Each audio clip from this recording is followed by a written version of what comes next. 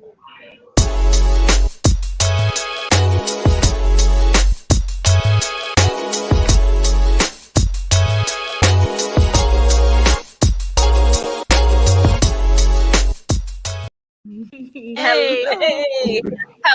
and welcome to hello. Season 2, Episode 3 of the Not Okay, It's Okay podcast. It's okay.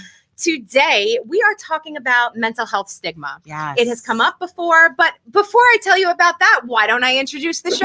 Not Okay, It's Okay podcast is a place for us and you to not be okay and share about it. Rashida and I are here to provide that safe space and to normalize as well that, you know, the struggle is real. And it's okay to be not okay. Exactly. Yes. So here we are. And today we get to welcome two incredible women. Yay to our show. They are Samantha Foster and Natasha Nafrini. And they come to us. We found them, they found us through Rethink Stigma, which we're going to hear. We're going to hear more about. We have them joining us from Milwaukee, Wisconsin, and from don't tell me, not Nevada. No, it's Arizona, Nevada, where it's warm. Vegas. Nevada. Yeah. I always thank you. Yeah, Samantha, we're coming your way. Yeah, we might. You're going to tell us all about this concert, and we're going to Oprah and Gail it out there. We think on a road trip style, with crab legs. So crab legs. So, ladies, welcome and thank you for being here with us. Thank you. Absolutely. Thanks for having us. Yes, thank you. So exciting. So, we want to say a little bit about, first of all, Rethink Stigma is a nonprofit 501(c)(3), right? And it was founded by you, Samantha. Yeah. So, they promote like mental advocacy, education, empowerment. Yes. And creative expression. Yes, and just looking at how society views and treats mental health. So we came together because Samantha was kind enough to share one of our podcasts on Rethink Stigma, and we totally freaked out. And Rashida was like, "Oh my God, did you see? A celebrity now?" Yeah, Rashida goes right to celebrity, and I'm like, "Oh my goodness, someone listens," and that's amazing. And so we kind of started to talk and get to know each other a little bit, and here we are. So welcome, and Natasha is So Natasha, you will tell us more about your journey. You are a writer, an advocate, a mother. You talk about postpartum.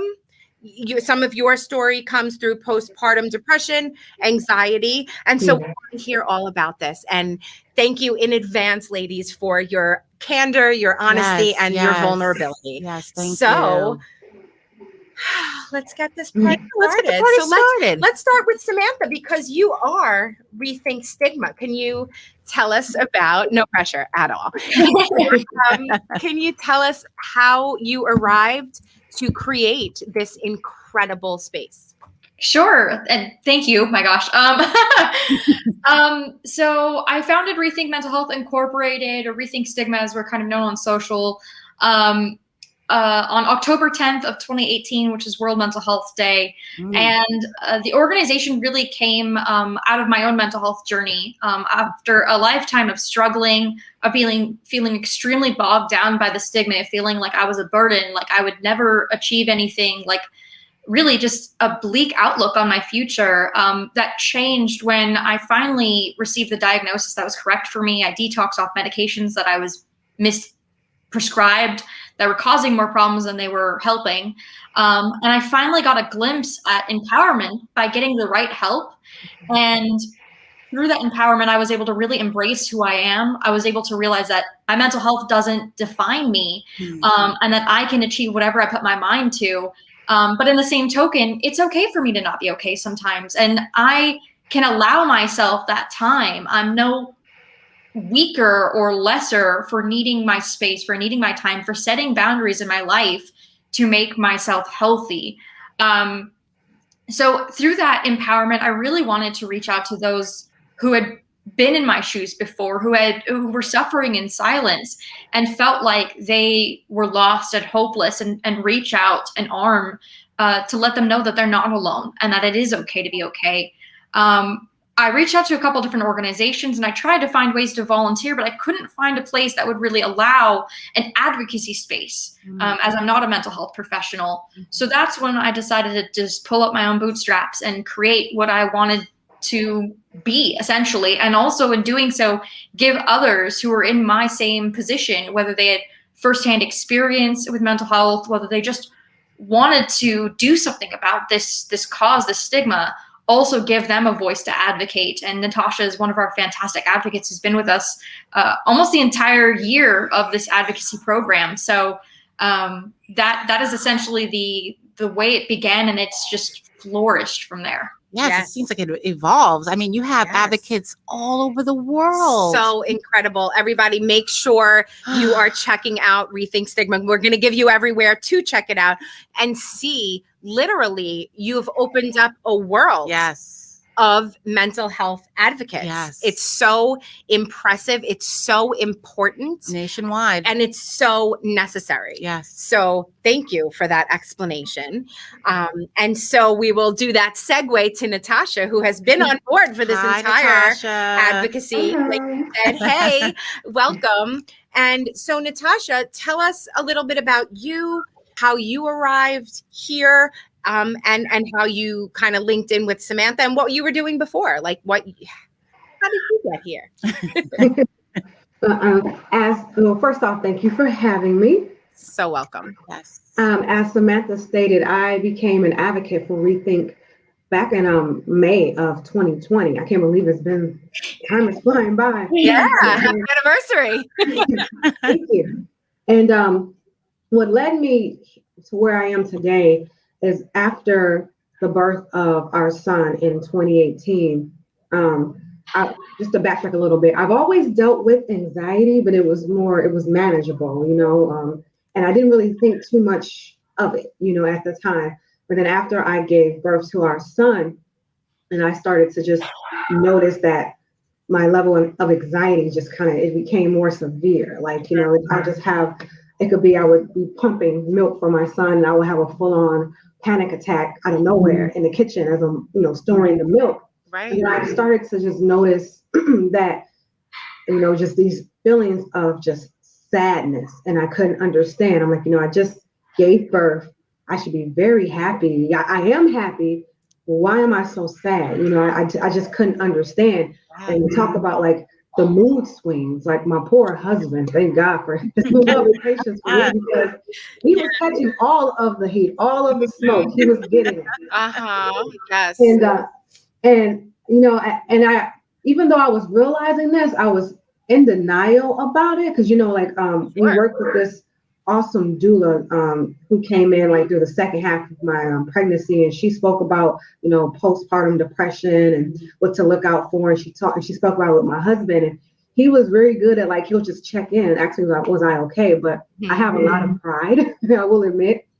And so even though I wasn't feeling okay, I was still like, yeah, I'm okay, I'm fine, and I was just in denial, because I felt like, what kind of mom am I to, why am I, you're being sad. You have no right to be sad. Like, to me, admitting that I was dealing with this postpartum depression was admitting that I was weak in a way. Like, it made me feel like I was weak, because it's a little bit about how I grew up, in our family, like in our home, like you didn't talk about things that made you sad or made you feel weak. You dealt with it. You swept it under the rug. And the more I talk to other people, this is the thing in the Black community. As a Black woman, that's like a thing. You don't talk about that. There's no such thing as going to counselors or therapists. Right. No, you deal with it, And so that's kind of what I was dealing with while I was experiencing all these emotions, till one day it came to a head. Like, I just had a massive blow up towards my husband, like just wild. And I just went and I locked myself away in our bathroom, and I threw myself to the floor, and I balled up and I just cried, and I stayed there for hours. I did not come out until I could hear that he and our baby went to sleep. And I was like, I'm getting emotional just even thinking about it. So I'm trying not to cry. But I was like, I need to speak to somebody. This is I don't know what's going on. I need to talk to somebody. So first off, I like wrote an apology and just expressing myself in an email to my husband, letting him know like all these emotions I'm dealing with. I don't understand, but I'm going to talk to someone. And then the first thing he mentioned, he was like, well, reach out to our doula. So she was the first person I spoke to. And she came to me and she said that she was able to tell right away, even though I was telling her that I was okay, she was seeing signs that I was not okay, but she was like, she didn't want to force anything on me, but she was happy that I finally came to her. And then I was like, do you know anybody I can talk to? So she had a great like Rolodex of like amazing like counselors and therapists. So she referred me to a lady, and I started going to the sessions. And then while there and just talking to her, I actually uncovered that I have been a depressed person for many, many years. Like just a lot of trauma that I didn't even realize that I was repressing came to the surface. So it's kind of just made me think like probably just all the pregnancy hormones and the everything was kind of like universe was screaming to me, you need to deal with this stuff now, you know? So I'm very grateful that I got the courage to want to go and see a professional, to talk to somebody, because I was able to just express so much stuff that I had repressed. And it opened me up to realizing that this is something that we don't speak about a lot in the Black community, and that we need to talk about this. Because when I went to therapy, it made me realize too that there were other people, specifically like women in my family, that they were depressed, or they are depressed, but they don't deal with it. They deal with it in other like toxic, hurtful ways. Drugs, alcohol, and a whole host of other things. I started to realize this, and then it encouraged me to want to share my story. And when I began to share my story on social media, other moms opened up too. And even other Black moms and just moms in general about, we don't talk about this enough. And that's what led me when I was on an actual like influencer like platform, and I saw Rethink and that they were looking for advocates and about mental health. So I was like, yes, this is like an opportunity to give back in a way and bring awareness, so and I reached out to Samantha, and here we are. There you are. Wow. Amazing. And I'm so glad, Natasha, to hear you use, to say it was weak, to have that recognition that in your community where you were, in your family of origin, like it was weak to talk to somebody, to complain, to be sad, and to recognize that you're the opposite of weak, and same thing, Samantha, in terms of recognizing that when we actually have that awareness that we need help, it is the epitome of strength. When we get to that space. And, Natasha, I relate, a lot just, in that I'm a mom as well. And I was anxious before having my son. And when I had my son, like a few months later, my anxiety just started to rear its ugly head again. And I think it's, because stuff goes unprocessed, we don't kind of check our fears, we just kind of roll with them and allow them to overpower us. And in essence, take over our lives, and our livelihood and our happiness and our joy. So, I mean, amazing to you. I'm so happy. And your husband sounds like he's a dream, in terms of, recognizing, understanding, and being a partner and showing up. So that's incredible as well. Wow. And I just want to say, like, what resonated with me when you talked about, again, African-American culture, which is absolutely true. What happens in the house stays in the house, doesn't go outside of there. So it was great that you were able to reach out, that you had that support. It's almost like an awakening, right? Whoa, like there's a name for what I'm going through, right? And that now you took that, and now you can give back and say, hey, it's okay. There's nothing wrong with seeking out therapy or, seeking out help. Yeah, absolutely. Yeah. And so not only are you reaching out via social media to, people just looking to form a community, you're able to, in your own family, you've developed this awareness, Yes. like, wow, Yeah. we don't really care for our mental health. We're not really processing through traumas and all that stuff. And so here you are, you have this platform in your family as well, and to kind of make things different, you know, when it comes to your son and your family, you know, which is amazing. I think that's an amazing thing that we all can do. And what we're all actively doing here is normalizing, right? So normalizing mental health. So what would we say? I mean, how would you ladies define stigma? I would define stigma as the stereotypes and misunderstandings of a certain group that essentially puts them into a poor light and becomes a regularly understood viewpoint, when in fact it is very much false and distorted and discouraging. And in fact, we have on our website, we have a whole PowerPoint video I narrate about what stigma is, about common mental health stigmas and why they're false, about what the impact of the stigma is, and just how devastating it is, because it does force us into suffering and silence because we don't feel safe. We don't feel accepted. We feel judged. And I think, again, especially as a mom, there's additional stigmas just on being a mom in general, that we have to be these superwomen. You have it all put together, even just in parenting alone, let alone our mental health, our personal life, our professional life, and balancing all of that. That compounds the mental health component so much more. Beautifully said. So, Beautifully said. I just want to take a second to say hello to some people listening. Hey, Rada and Alona and Tina. And who else do we have here? Giuseppe. Hey. We have April here. Hi. And so if I miss anybody, I'm sorry. And thank you so much for listening to us. And yes, stigma also leads to shame. Said that I can't read the name. AKA April. Oh, hi, April.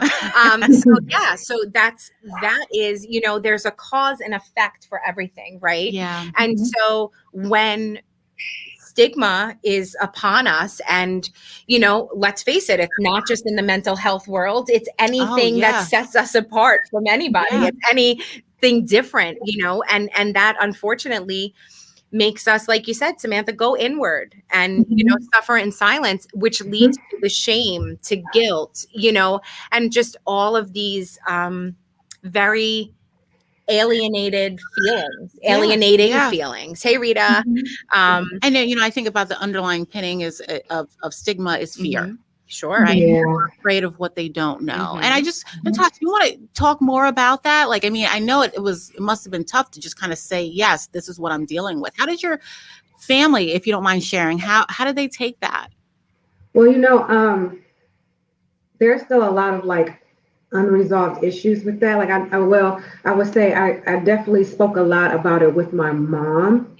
And, you know, it seemed like she listened, but I don't think she still fully grasped it, you know, and it's a process, right? It's a process it, you know, and I tried inviting her to a few sessions, because when me going to therapy made me realize that, like, my mom, like, depression runs through my family, but I've just seen people deal with it in very toxic ways. So I'm like the first person in my family to ever go to therapy, but it just didn't work out that way. So unfortunately, you know, like I said, I'm the only person that's ever gone to therapy and things like that, and able to bring some things to light.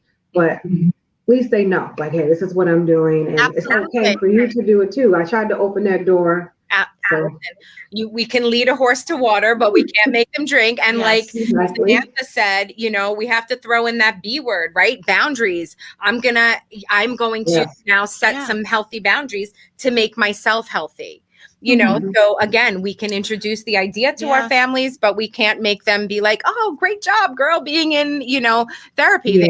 Like, I can't believe she's doing, and that's okay. Yeah. And what's coming up for me, I'm thinking about like generational patterns, right? And through the generations, this is, you know, we kept the secret, you know, and this is what it was. But now that you've, you know, opened it up and are open about it, your child or children can learn that, okay, it's okay to say that I need help. I'm not a weak person. And that's becoming a mother is what really motivated me to want to seek out help and to be better, to break those generational curses. You know, I wanted to make sure that I can be as healthy as possible for our son, you know. So that's what really motivated me. I mean, that's so incredible. As a therapist, like, to hear that is so, I mean, you are like the epitome. I think I used the word epitome again, but the epitome of strength. Like, oh my goodness, like a client in action, you know, who recognized, like, here she is on the bathroom floor, literally fighting for your life. Yeah. And fighting for the life of your family. And you're like, I need help. Yeah. And you're in action, which is incredible and so empowering. And maybe you don't know, I am co-owner of the Empowerment Center here in New Jersey with my partners, Robin and Kristen. And like, so the two of you, like, you just scream empowerment. It's so exciting. I feel like we're family. So it's just so amazing. And so it's just incredible. I just want to touch on something. So, you know, sorry. So, you know, I was, you know, looking at the wonderful, beautiful site, Rethink Stigma, and I was looking over some of your affirmations, Natasha, and there was one that really stood out to me. They all stood out, but this one stood. And it said, you know, self-care is not selfish. Taking care of you first makes you a better you for everyone else. Right. And mental health, you know, taking care of our mental health is part of self-care. Yeah. You know, and so what drove you to that quote? Well, I've learned I'm naturally a person who puts everyone else before herself. I've always done that, and also just being in situations growing up where I had to put everybody else before me. So I didn't know what it was like to take time out for myself, or even when I've had experiences where I tried to take some time to myself and I was made to feel guilty about having time for myself.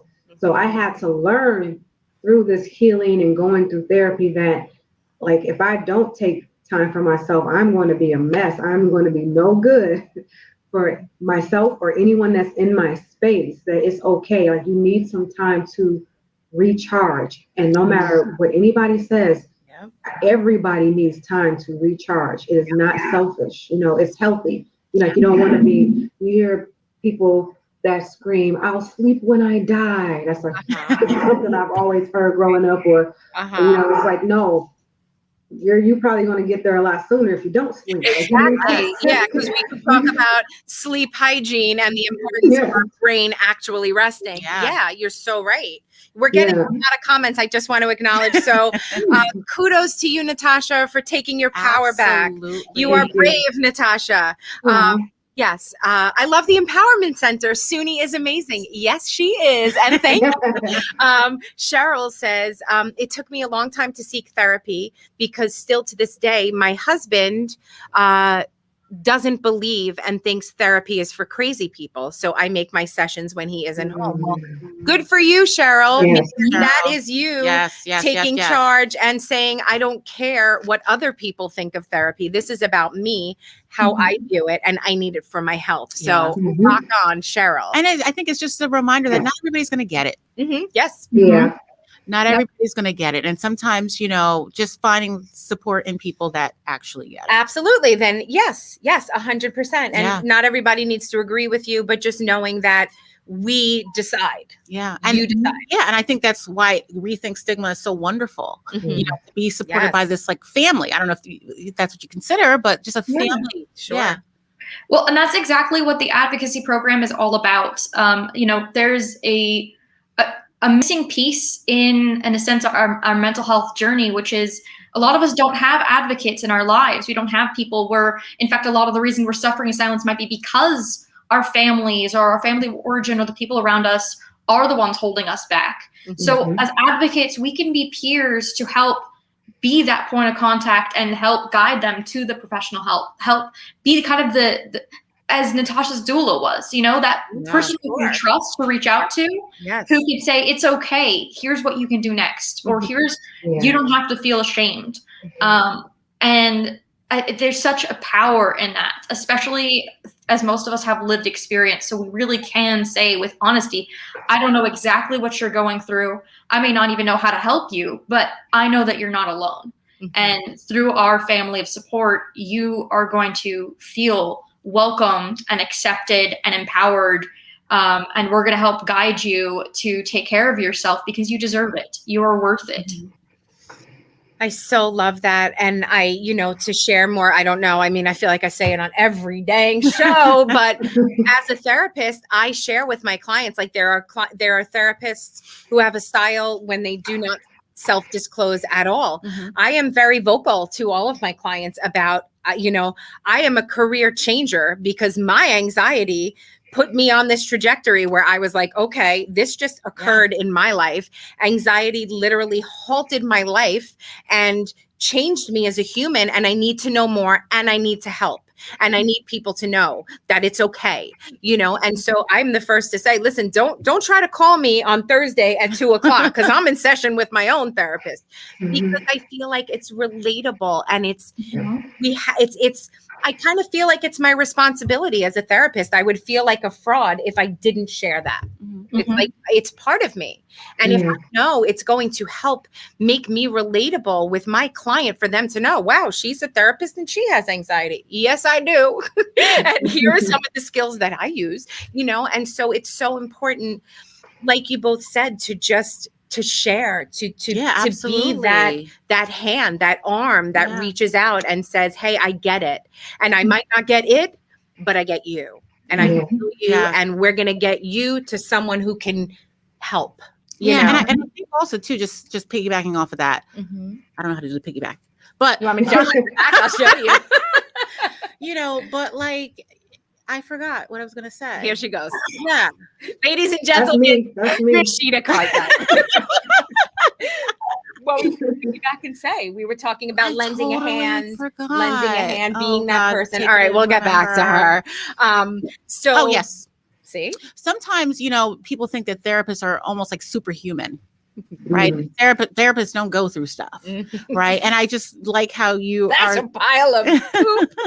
I like how you're transparent, and just and again, I think us having this show, just wanting just to normalize and just know that, like we go through our stuff, right? And I just wanted to. And there might be clients that I share that with that are like, you know what?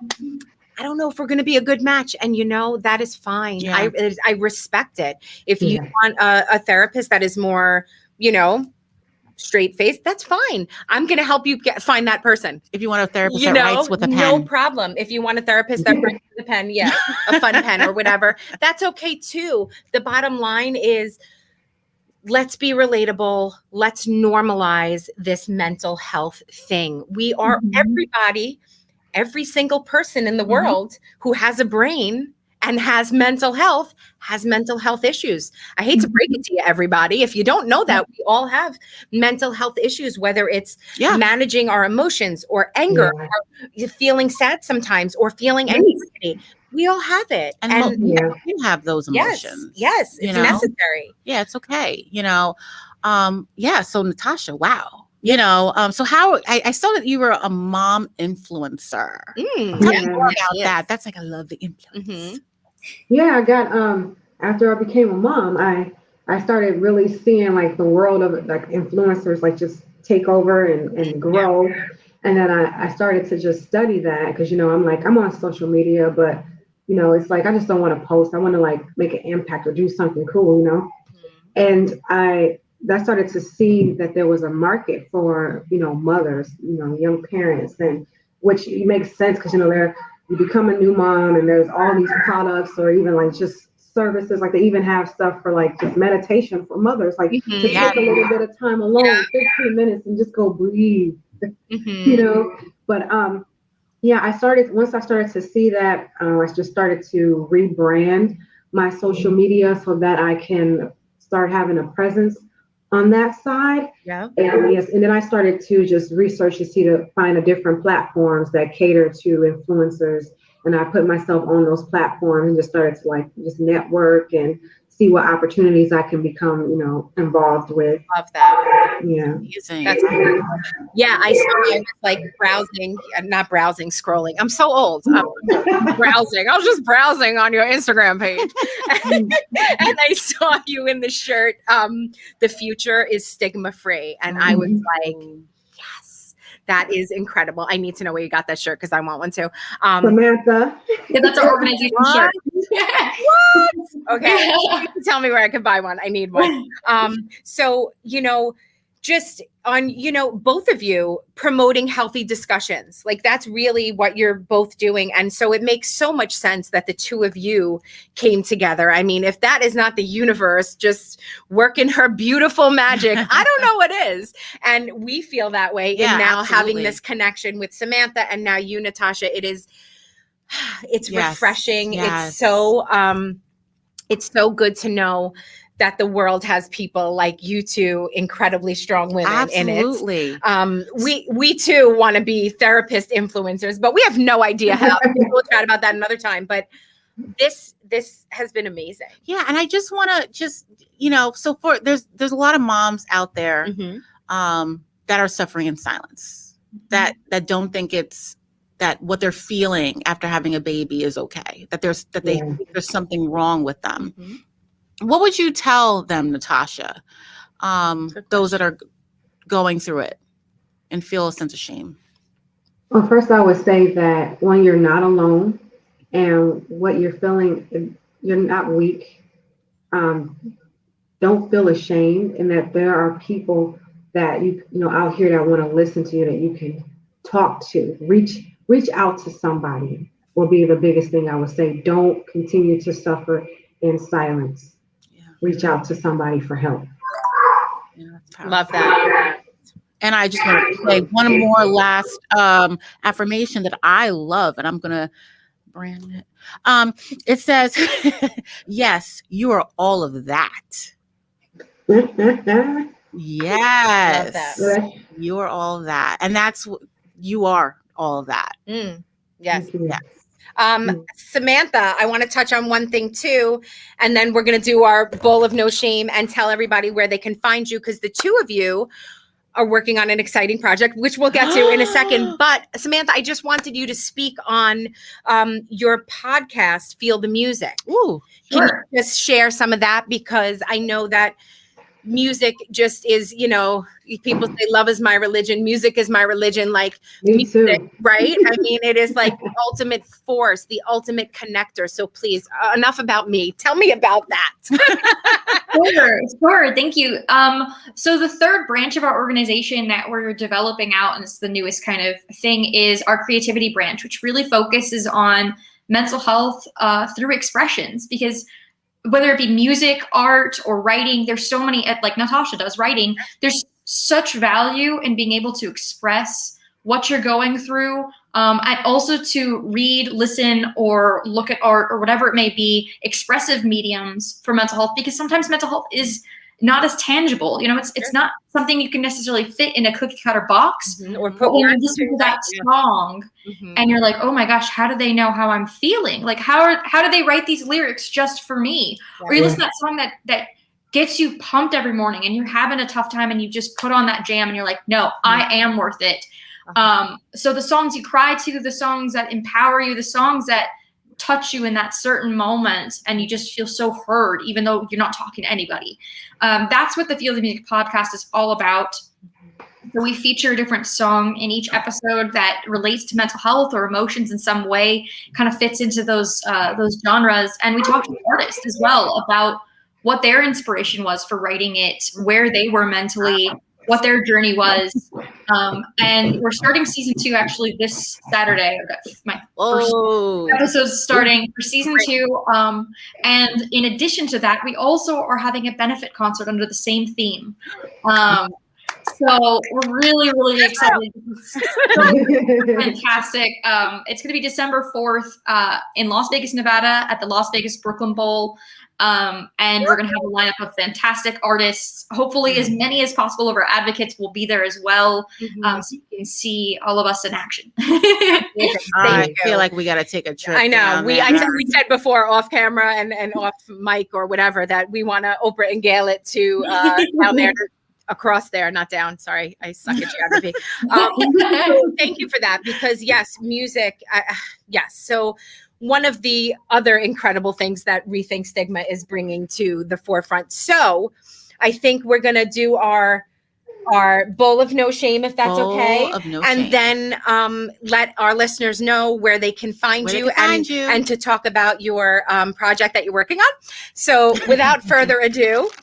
In our Chinese food container. It's a beautiful container.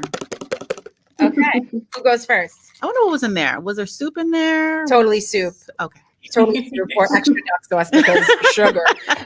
Okay. Who goes? You can go. I'll read it to you. You can read it. Okay. Get ready because we're all going to be answering. Natasha's like, okay, here we go. This is a good one. All right, ladies, Rashida will answer first, and then we will go over to you. Walking alone in a park on a trail. I am not walking alone nowhere.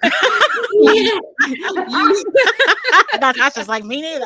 Walking alone somewhere, and you find a bag filled with money. What do you do? Count it. Okay. And then what? Make sure it's real. Put it up to the light. And walk home with it. Okay. Or maybe Uber, because now I can afford it. Okay. Ladies. I'm gonna pick. Oh, I'm sorry. You go. Go ahead. I'm gonna say that was a good one. Count it. And then hold it up to the light like she said. And I'm gonna go to the bank with it, and then I'm gonna go and treat myself. Oh, nice! I love it. Okay, Samantha. I'd probably see if I could find like a cop or somebody that I could maybe drop it off with, lost it down nearby, something like that. I hate to be the goody two shoes here. That's okay. You haven't heard my answer yet. No judgment. We're therapists. It's a funny premise because in I think 7th grade, we had a silly little like middle school newspaper that I was on. I was stoked on it. And I did a social experiment of that exact theme where I dropped $1 on the entryway to the library and I hid and saw how many people would take it, how many people would like look around, ask somebody, and I actually like studied that. That's amazing. Yeah.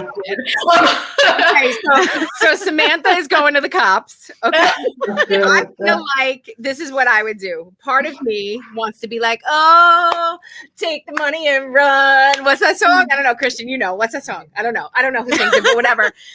Part of me feels like if I took the money and ran, I want to so badly. Like I want to go and buy myself a new wardrobe and get everything and a new car. But then the other paranoid part of me feels like I would be living my life like waiting for somebody to come knocking down my door, and I don't know how much money we talking. I don't know. That's a good question. That is a good question. Yes, right. Then we talking about a whole lot of money. Like I've seen stories where there'd be thousands. I mean, right. You're so right. Then that, I would in a suitcase. I will try to find out whose it is because the other person who it belongs to might not be that nice of a person. Oh, okay. We have other levels. You're right, Natasha, and Christian's here saying, how much money are we talking about? That's the important question. Well, nobody's going to miss $100. Yeah, because nobody's going to miss a few thousand. But when we get into the like, all right, it's like, okay, somebody's expecting this. Yes, very fair. Okay, Please show me a sign that you wanted me to have this. I will say touche to both Natasha and Christian because that would affect my answer. So yes. Okay, girl. All right. Uh-oh. Oh gosh. Ooh. You did this one. Go ahead. I'm kidding. Go ahead. All All right. Yes, Okay. I'm listening. Are we ready? We're ready. If you could afford Mhm. plastic surgery, question mark. Mm-hmm. That's it. There's nothing else. Yes, the answer is yes. The answer is hell yeah. I want to be here and be like, no, I love me just the way I am. But let me tell you, that person hasn't had a C-section. So I would say that yes, hell yes. I don't say no to it. I would absolutely entertain it if it felt good for me. If it was something that was like, yes, and obviously no one else is going to chime in with C-section talk, but I'm going to say that I would very much welcome pre-C-section body back, and I would be absolutely open to a tummy tuck. But right now, Mama just doesn't have the time to take off and recoup, because that is a major surgery. Yeah. So yeah, I would just say that's my answer. Yes. Next, Rashida. Well, my answer is yes. Okay. Because my back has friends. Oh, you had too much. I love you so much. There's friends back there. I hear you. That I have need the to same go. friends. Okay. Okay. So, all right. So we're talking about Miss Back and her. Yes. Okay, So I want to gotcha. get rid of a couple of friends on my back. Okay. Ladies. I would say yes to. I'm not opposed to it, especially when you enter the world of motherhood and they have, like, I forgot what they call them, but like mommy packages. I forgot what they're called exactly. But they go and they get their body back to pre-baby body. And don't get me wrong, I love being a mom, but when you see those old pictures, how that stomach was flat and they really, just because things was just different and sitting better and smaller in certain areas. So I would definitely do it. Okay. All right. Samantha. Same on board. I'm also C-section, a double C-section mom. Okay. I'm going to get real candid here. This is not going to look very professional, but please, after breastfeeding, say it again. After breastfeeding, those boobs don't recover. They lose their spunk. They lose their spunk. They're like, sometimes they're sad little empty change purses. Sometimes, let's be real. They're very sad. I wouldn't mind filling them up to their previous gusto. Well said. I love it. Keep them off my hips. Beautiful. Good. Okay, so we're all on the same page there. Thank you for indulging us, ladies. Yes, thank you. So let us tell everybody here how to find Samantha and Natasha. Yes. Before I do that, please tell us about World Maternal Mental Health webinar that you two are working on May 6th. We can find information on their Facebook pages, LinkedIn, and on the website, which we are going to share with you. Ladies, can you give us a couple of words on what that is going to look like? Yeah, sure. Yes, May 6th is Maternal Mental Health, World Maternal Mental Health Day, and May 8th, is it, or May 9th? One of those days, whatever the following Sunday is Mother's Day. So we really wanted to take this opportunity to talk to all you moms out there about your mental health, to really open up a dialogue, a lot of kind of what the themes we've been talking about today, but more in depth. We're going to be providing you tips. We're going to be just opening up that conversation so that again, it's okay to not be okay as a mom, and that doesn't make you weak. That definitely doesn't make you a bad mom. And you deserve you time, even though you're throwing your heart and soul into these kids, and that's admirable and beautiful. Like Natasha said, you can't give from an empty cup. So we need to take care of ourselves as moms before we can take care of others, and in order to take care of others to the best of our ability. So that's what it's all about. So it's going to be a nice, fun conversation, kind of like this. Nice tips and points and interactions with our audience. So please join.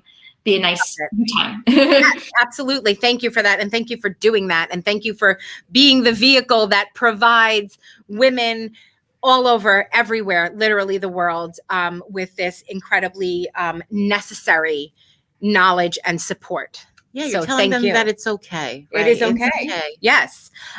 So with that being said, we are going to tell you how to find Samantha and Natasha and Rethink Stigma. We'll also post something about it, and when Rashida and I figure out how to do that, just kidding. So Rethink Stigma is on Instagram and on Facebook, on Facebook at Rethink Stigma. RethinkStigma.org is the website. On Facebook. Can we type that in the chat? Can we get that in the chat? Yeah, Christian, we can put that in the chat, Backstage right? person. And also, you can find Natasha. It's at Natasha Nafrini, Nafrini. We will post all of this stuff. And also, Natasha writes. Natasha writes, like she writes because she's a writer. NatashaWrites.info. I'm sorry. And also, Natasha on Facebook is Natasha Writes MKE. Tell me if I missed anything, ladies. Feel free to shout it out. I'm fine being told I'm wrong. So far we got you. And from the bottom of my heart, thank you both for sharing your story, for being so courageous and strong and empowered and intelligent and all of these things. Thank you for giving us your time. Yes. I mean, we are so appreciative to have you here, lending your voice, you know, one person at a time, right? And there's someone out there who really connected with this. Absolutely. It's sharing the love. Let's not be afraid. Let's not choose fear. Let's share the love instead. Let's tell our stories. Throw out that hand. I know I speak for my soul sister over here, Rashida, when I say we would love to have you back. So many times to get this conversation going. And we know in our hearts that this is this connection with Rethink Stigma was meant to be, and we hope to keep it this way. Thank you. We will be posting this. You all know that you can find us on Spotify, SoundCloud, and iTunes. We will be up there. Please reach out. If anyone you know needs therapy and are local to New Jersey, reach out to the Empowerment Center, New Jersey. We are there. We are available, and we are fantastic. And also, if you're looking for a special needs parent coach, I'm the person. That is right. There's no one better than this woman right here. And also, if you're looking for support, Rashida runs her support group as well for parents of children with special needs. Yeah, we just did a little workshop yesterday, creating calm in a war zone. Love it. When you have kids, it's a war zone. Love it. Another necessary conversation. Ladies, be well. Thank you. And we will see you soon. Thank you so much. Thank you. Bye, everybody. Bye. Thanks for listening. Deuces. The Not Okay, It's Okay podcast includes casual conversations related to mental health, self-care, practical tips and resources, along with validation that not being okay is okay. You acknowledge and agree that the following warnings and disclaimers shall apply to all of our content. This podcast represents the opinions of Hillary Shear, LPC, and Rashida Cartwright, LCADC, and their guests to the show. The information provided is for informational purposes only, and we recommend that you consult with a healthcare professional for medical or mental health advice. The views and opinions expressed in the Not Okay, It's Okay podcast are our own and do not represent that of our places of work. Do not use our content in lieu of professional advice given by qualified medical or mental health professionals. Always seek the advice of your own medical mental health provider related to your specific medical or mental health condition prior to implementing any recommendations or suggestions from using our content.